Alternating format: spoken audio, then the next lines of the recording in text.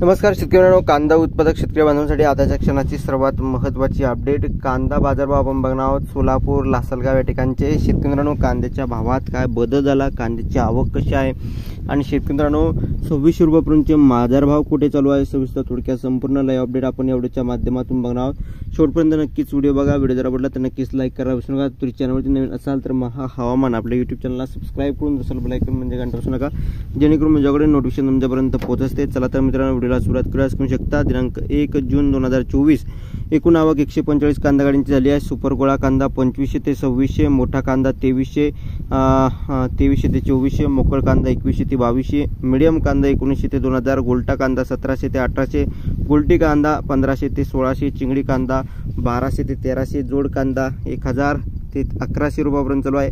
Srisaila Irappa Jawali Solapur Shri Siddheshwar market यार्डातील बाजारभाव आहे। त्यानंतर बाजार समिती लासलगाव श्री छत्रपती शिवाजी महाराज कृषी उत्पन्न बाजार समिती लासलगाव दिनांक 1 जून 2024 शनिवार रोजचे बाजारभाव। एकूण कांदा लिलावामध्ये 200 नगांची आवक आहे।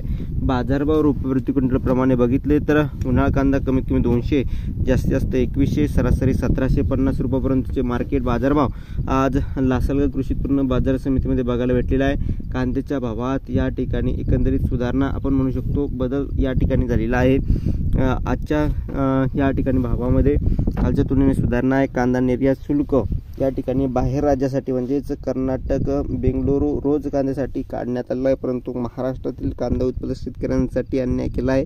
महाराष्ट्रातील कांदा उत्पादक शेतकऱ्यांसाठी कांदा निर्यात शुल्क कायम आहे, परंतु एका राज्यासाठी निर्यात शुल्क काढताय आणि एका राज्यासाठी ठेवताय, म्हणजे एकंदरीत हे अन्यायकारक निर्णय केंद्र सरकार घेत आहे।